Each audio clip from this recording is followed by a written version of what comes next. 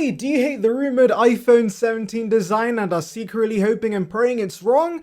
Well, your wishes may not come true, because we keep getting more and more evidence the camera bump is going to be ginormous on the iPhone 17 Pro, and today we have models based on alleged internal documents. So these models are from YouTuber iDevice Help, however the information he got to make these models are from Twitter leaker Majin Buu, who's a source with mixed credibility, but regardless he has consistently been giving us new information, so we can't completely disregard what he says. And to be fair, if you've been keeping up with iPhone 17 rumors, these models are going to be very familiar because they align with the recent reports. And let's begin by talking about the camera module on the Pro phones. Leakers have been going back and forth on the camera module we could see with iPhone 17 Pro. For those unaware, initially we were expecting a new horizontal layout similar to the Pixel, which would make this iPhone stand out compared to every other iPhone since the 11 Pro, which has had the same stove camera layout. However, there is a reason Apple's firmly stuck to this design, and it's not because they're lazy, it's because the lenses are at equal distance from each other, which allows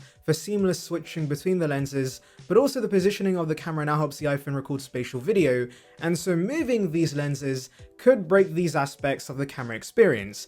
Hence why other leakers have now been suggesting the stove design is going to remain, but Apple is going to incorporate a part aluminium, part glass back cover. And that's what we see in these new models as well. There's the familiar triple lens layout, but the LiDAR scanner, mic and flash have moved to the right side of the device, and we have this aluminium panel at the top now, and there will be a two-tone finish apparently, which is interesting. I guess Apple using a mix of aluminium and glass will make this iPhone kinda similar to the iPhone 5 design in this aspect. Now, as much as I am happy that Apple's changing things up, this also still is pretty bland and reminds me of Poco phones if anything, but I think we have to see the real deal before we can properly judge this. But you know what I'll judge you for not doing? If you don't take a minute to subscribe! What a horrible segue, but I'm gonna stick to it. I would appreciate the sub, it's free and will bring you the latest of Apple right to subscription box, so please consider it. Join the saranbyte gang now. It's not just models we have, by the way, we have case mockups where you can see this design in more realistic renders. And yeah, I still have to let this design grow on me because I vividly remember hating the iPhone 11 Pro renders, and then we saw the final product and I went, oh, this actually isn't all too bad. And so the same could happen with iPhone 17, and there are very nice renders based on these models on Twitter, so I know for sure eventually I will like this design. Now some of you might be a little confused I keep saying the iPhone 17 Pro is going to have a part aluminium, part glass design, because you're probably thinking, wait up, the 16 Pro has a titanium chassis, right? Well, apparently Apple's scrapping all that and they're switching to aluminium.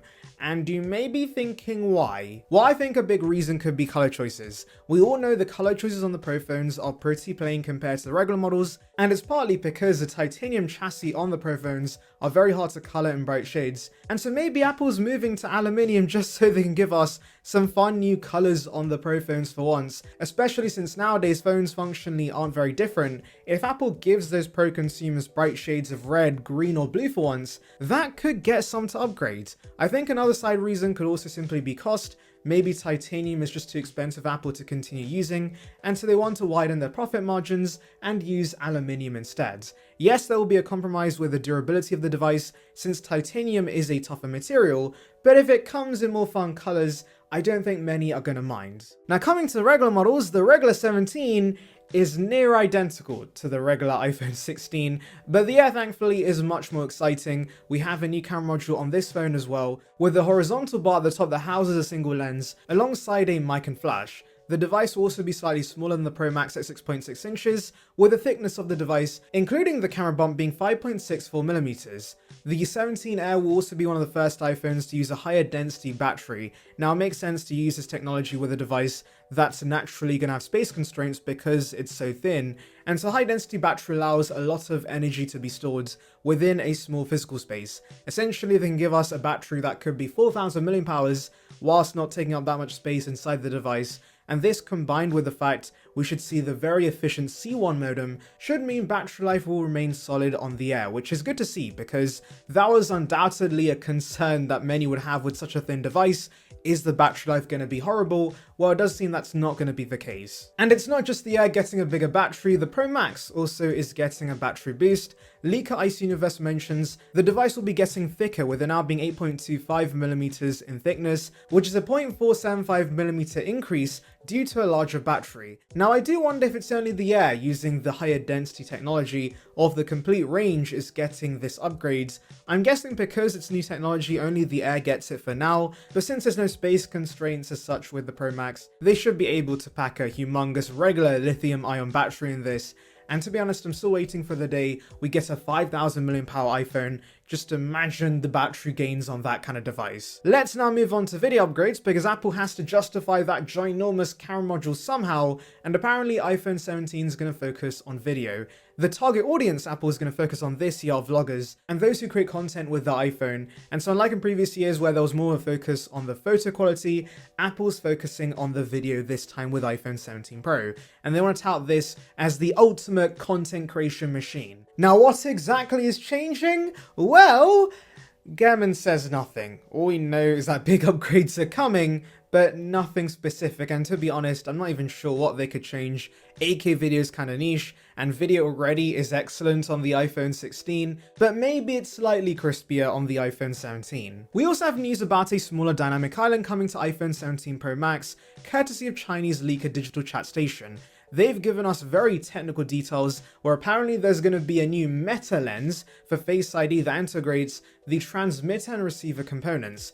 Whatever that means, I'm not going to pretend like I know what that is. When I think of Meta, only Zuck's face comes to mind, but basically, to put it in layman's terms for you guys, they're shrinking the Face ID components, and that allows the island to be smaller on the device. Now, as per the norm in the world of leaks, we have people going against this, like Minshu Kuo for example, but if I were to predict, I could actually see this happening because we've had the iPhone 14, 15 and 16 all share the same cutout, and so after 3 generations, Apple usually likes to bring a visual overhaul to the front of the device, and so a smaller island would be the next step, of course. Also, a smaller island would make this iPhone still recognizable as an iPhone, since Android phones have the punch hole cutout, though I do think eventually Apple will have to adopt that, or maybe they're waiting for under-display cameras to get good enough, and so they can just skip over the punch hole and just go straight to a distraction-free, bezel-free, notch-free display. But there is one aspect of this rumor that does not make sense to me, and that's the Pro Max only getting this new smaller island.